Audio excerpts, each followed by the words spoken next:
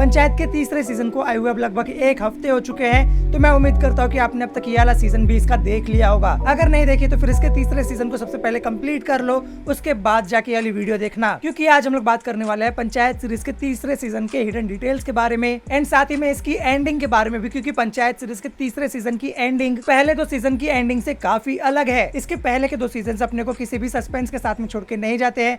हाँ, थोड़ा सा सैड नोट पे छोड़ के जरूर गए थे, लेकिन पंचायत का 3rd सीजन क्वेश्चन मार्क के साथ में एंड होता है। सो अब तक जिन्होंने भी इसका 3rd सीजन पूरा नहीं देखा है वो सबसे पहले जाके इसे देख लो, और जिन्होंने भी इसके एक भी सीजन नहीं देखे उन लोगों के लिए तो कम्प्लीटली रिकमेंडेड है, और जिन्होंने भी तीसरे सीजन तक पूरा देख लिया है उन लोगों के लिए वीडियो में आगे बढ़ते हैं। वीडियो में आगे बढ़ने से पहले एक बात की आपको पता ही होगा कि पंचायत एक काफी सिंपल वेब सीरीज है, तो इसके हिडन डिटेल्स भी बिल्कुल भी कॉम्प्लेक्स नहीं है। ऐसा नहीं है कि कुछ चीज अपने को यहाँ पे मालूम पड़ी, कुछ हिडन डिटेल्स यहाँ पे मालूम पड़ी तो फिर वो आगे चल के एकदम जाके अपने को मालूम पड़े कि हाँ इसकी वजह से ये चीज हुई है। आई मीन इसकी ज्यादातर हिडन डिटेल्स इस सीरीज की ऑथेंटिसिटी को लेके है। आई मीन वो डिटेल्स जो कि इस सीरीज को और भी ज्यादा ऑथेंटिक बनाती है। फॉर एग्जाम्पल यहाँ पे विकास की बीवी प्रहलाद चा से उस 50 लाख के चेक के बारे में बात करती है जो कि प्रहलाद चा को उसके बेटे के शहीद होने के बाद में मिला था। तो यहाँ पे विकास की बीवी का उसके बारे में बात करने के बाद में प्रहलाद चा ये बोलते हैं कि अभी के लिए यहीं पे रखे रहने तो बात का बाद में देखा जाएगा। उसके बाद में प्रहलाद चा वहाँ से चले जाते हैं, जिसके बाद में विकास अपनी बीवी को डांटता है कि उस 50 लाख के चेक के बारे में प्रहलाद चा से बात करने की क्या जरूरत थी। विकास अपनी बीवी को डांट के ऑफिस चले जाते जहाँ पे वो सचिव से बोलता भी है कि शादी सोच समझ के करनी चाहिए। तो यहाँ पे सबसे पहले तो विकास अपनी बीवी को इसलिए डांटता है क्योंकि प्रहलाद चा को ये ना लगे कि उन दोनों की नजर उस 50 लाख के चेक पे ही है और उनको उसमें से थोड़ा बहुत कुछ मिल जाए। और दूसरी चीज ये कि विकास को ऐसा लगता है कि उसकी बीवी बस पैसा पैसे करती रहती है। विकास को जब आंदोलन के लिए फोन आता है तो फिर यहाँ पे भी विकास और उसकी बीवी की पैसों की वजह से ही थोड़ी बहुत बहस होती है। तो यहाँ पे ये सब चीजें सीरीज की ऑथेंटिसिटी को ही दिखाती है, जहाँ पे विकास के पास बस पंचायत की प्रॉब्लम नहीं, उसके पर्सनल लाइफ और गाँव में रह के पैसों के लिए जो प्रॉब्लम होती है वो। एनीवेज इसी सीन के बाद में हम लोग देखते हैं कि प्रहलाद चा और विकास का खाने के बाद में जब हाथ धो लेते हैं तो फिर प्रहलाद चा अपने गमछे में ही अपना हाथ पोंछ लेते हैं, जिसके बाद में विकास के भी हाथ धोने के बाद में जब उसे कुछ भी नहीं मिलता है तो फिर वो प्रहलाद चा के ही गमछे में जाके हाथ पोंछ लेता है, जो कि इनके बीच का रिलेशन शो करता है। इनफैक्ट मैं भी बचपन में जब हाथ धोता था तो फिर जाके अपनी माँ के ही साड़ी में हाथ पोंछता था, तो मेरे हिसाब से इस सीन से काफी लोग रिलेट करेंगे। नेक्स्ट अगर मैं बात करूँ तो इस सीरीज में कोई भी मेन कैरेक्टर नहीं है।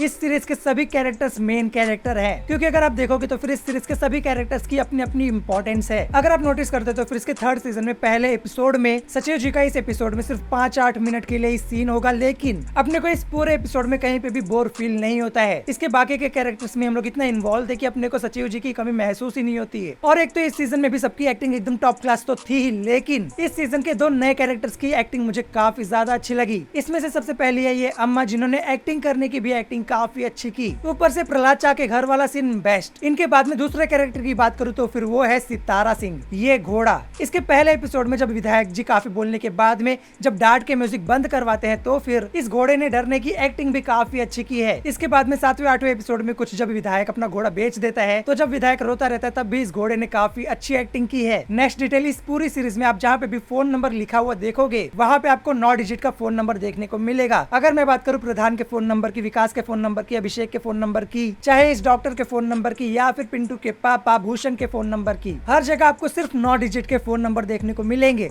सिवाय एक को छोड़ के। यहाँ पे इस पेंटर का फोन नंबर जो कि आपको 10 डिजिट का देखने को मिलेगा, क्योंकि ऑफकोर्स जिस पेंटर ने यहाँ पे पेंट किया उसको अगर यहाँ पे फ्री में एडवर्टाइज करने का मौका मिल रहा है तो फिर वो तो करेगा ही ना। एनीवेज नेक्स्ट चीज की बात करूँ तो फिर सीरीज के अंदर हर एक कैरेक्टर डिफरेंट है, सबकी अपनी अपनी पर्सनैलिटी है। लेकिन अगर मैं बात करूँ रिंकी की तो फिर रिंकी के अंदर फेमिनिज्म का एक अंडरटोन है, जहाँ पे अगर रिंकी को कोई किसी चीज के लिए मना करे या फिर अगर कोई उसे बोले कि ये कठिन है, ये तुम्हें शायद नहीं करना चाहिए, तो फिर उसे वो चीज करनी ही है। मे भी कुछ लोग इससे ऑफेंड हो जाए, लेकिन पूरा सुनो एक बार। रिंकी की 12th में 42% आए थे, लेकिन फिर भी उसे MBA करना है। अब मैं यहाँ पे ऐसा नहीं बोल रहा हूँ कि उसके कम ग्रेड आए थे तो फिर वो MBA नहीं कर पाएगी, लेकिन उसके लिए ये कठिन होगा, क्योंकि इस सीन में भी अपने को ये मालूम पड़ता है कि रिंकी के पेरेंट्स उसे पढ़ाई करने के लिए इसलिए मना नहीं कर रहे ताकि उनके पैसे खर्चे होंगे, या फिर रिंकी बाहर जाएगी वो उसे इसलिए मना कर रहे थे क्योंकि MBA हार्ड होता है और वो नहीं कर पाएगी। और वो रिंकी को अच्छे से जानते भी है। और आपने ये तो देखा ही होगा कि रिंकी जब भी पढ़ने बैठती है वो किसी और काम में लग जाती है, या तो वो बाहर चली जाती है या फिर वो अपने आप को नेल पेंट लगाने बैठ जाती है या फिर वो बुक में ड्राइंग ही करती है। एनीवेज इस पे ज्यादा बात नहीं करते और हम लोग बात करते हैं अगले डिटेल की। तो फिर मंजू देवी भले ही प्रधान नहीं है,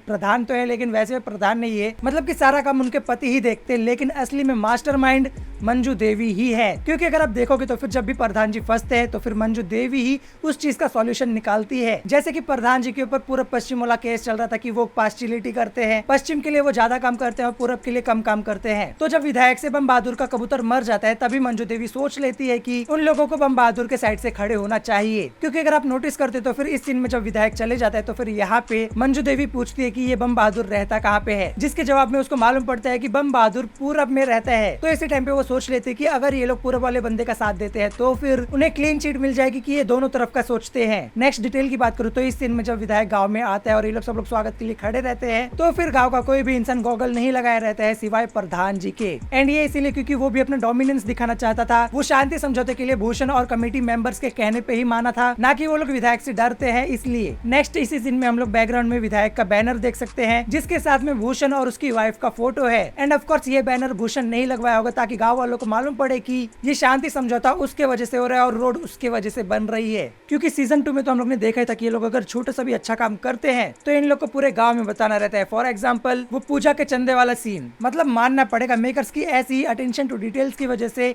ये सीरीज इतनी फेमस है। ऐसे ही हिडन डिटेल्स जैसे कि यहाँ पे कटहल काटते हुए नहीं दिखाया गया लेकिन उसके बाजू में ये लकड़ी से जुड़ा हुआ हसिया जरूर रखा हुआ है। जिनको नहीं पता इसका यूज उन चीजों को काटने के लिए किया जाता है जो चीजें काटने में मुश्किल रहती है, जैसे कि कटहल। इसके अलावा प्रधान के घर पे ये 2 प्याज की बोरियां, क्योंकि गाँव में प्रधान के घर पे 1-2 किलो प्याज तो नहीं आएगा। इसके अलावा यहाँ पे विधायक का मोटो सिर्फ चक्के वाली कुर्सी पे बैठना नहीं था। इस सीन में जब विधायक मंजू देवी से चक्के वाली कुर्सी मांगता है तो उसे यहाँ पे सबसे ज्यादा औहदे वाला दिखना था। इसीलिए जब मंजू देवी की दूसरी कुर्सी आती है तो फिर मंजू देवी की हाइट थोड़ी और बढ़ जाती है और विधायक की थोड़ी नीचे हो जाती है। इसीलिए वो छुट्टन को उस कुर्सी की हाइट थोड़ी बढ़ाने के लिए बोलता है ताकि वो इन सब में सबसे बड़ा आदमी दिखे। नेक्स्ट डिटेल ये कि क्या आपको पता है कि ये जो राहुल का मेमोरियल है, आई मीन शहीद राहुल का जो मेमोरियल है जिसे लाइब्रेरी बनाया गया है, लिटरली इस पूरी लाइब्रेरी को मेकर्स ने सीजन 2 के बाद में बनवाया है, ना कि सिर्फ राहुल का मेमोरियल यानी कि स्टैचू वहाँ पे रख दिया गया। एंड ये जो मेमोरियल और लाइब्रेरी है वो ठीक पंचायत ऑफिस के सामने बनवाया गया है। अगर आप नोटिस करते तो फिर सीजन 3 के पहले पंचायत ऑफिस के सामने पूरा खाली था, सिर्फ और सिर्फ खेत दिखते थे। अब हो सकता है कि आप में से कई लोग ये सोचे कि इसके सीजन 3 में अपने को ये लाइब्रेरी बनी बनाई हुई दिखाई गई है, तो आखिर राहुल के शहीद होने के बाद में इसके सीजन 2 के बाद में आखिर कितने टाइम बाद सीजन 3 बेस्ड है। तो चलो बात करते हैं पंचायत के सीजन 3 की टाइमलाइन के बारे में, जो कि आप में से कई लोगों को पता भी नहीं होगा। हो सकता है कि आप में से कई लोगों को ये लगे कि पंचायत सीरीज काफी पहले के टाइम में सेट है, बट ऐसा नहीं है। पंचायत का सीजन 3 2020 में सेट है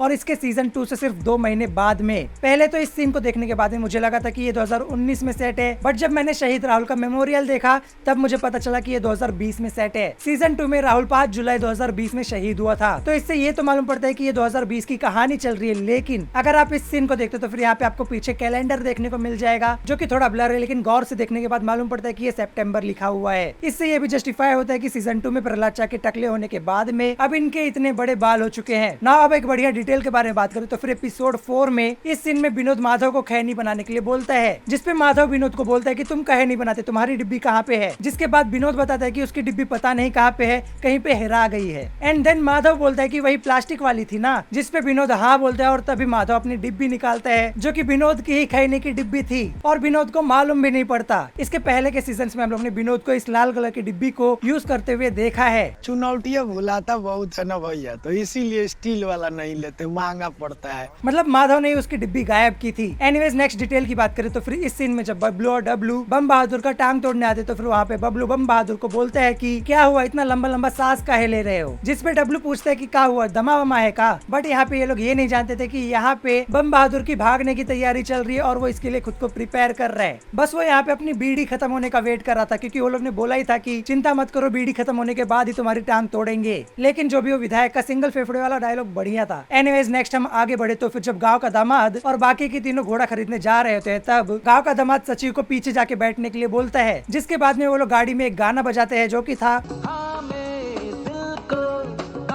मैं खड़ा हो रहा हूं। ये सॉन्ग टीवीएफ के एक दूसरे सीरीज फिल्म्स का एक रेफरेंस है जिसके सीजन 2 का ये गाना है। हो जाएगा।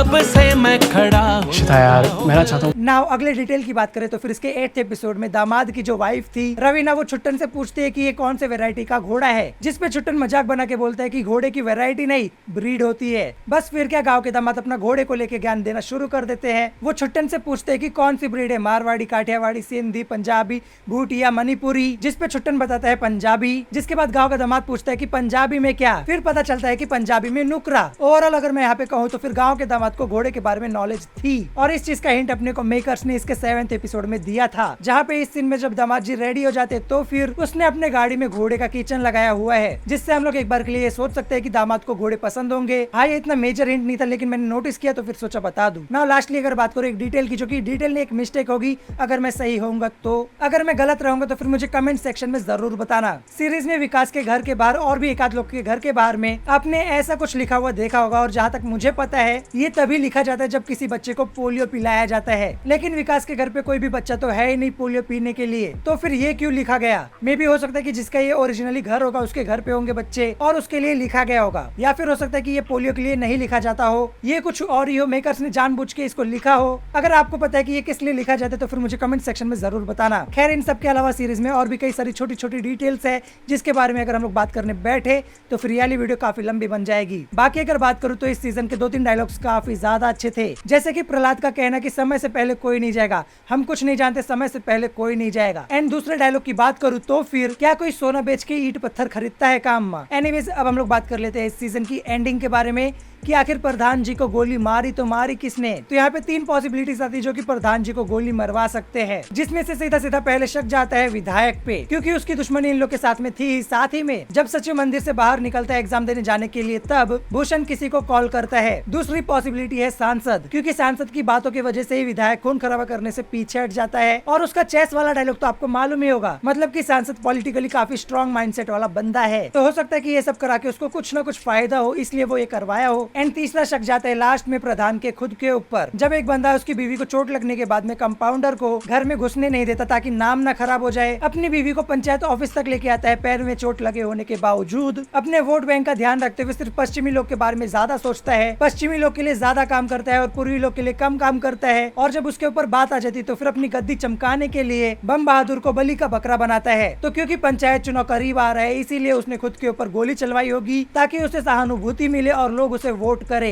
तो मेरे हिसाब से ये तीनों पॉसिबिलिटीज लगती है। बाकी आप बताओ कि आपको क्या लगता है इन तीनों में से प्रधान के ऊपर किसने गोली चलवाई होगी। बाकी इसके अलावा विधायक जी की बेटी को देखने के बाद में मुझे तो लगा था कि इस सीजन में मुझे लव ट्रायंगल देखने को मिलेगा, लेकिन वो अगले सीजन के लिए सेटअप किया गया है, वरना आउट ऑफ नोवेयर मेकर्स विधायक जी की बेटी को नहीं दिखाते। खैर आपको क्या लगता है इन सब चीजों के बारे में मुझे कमेंट सेक्शन में जरूर बताना। आज के लिए इतना ही।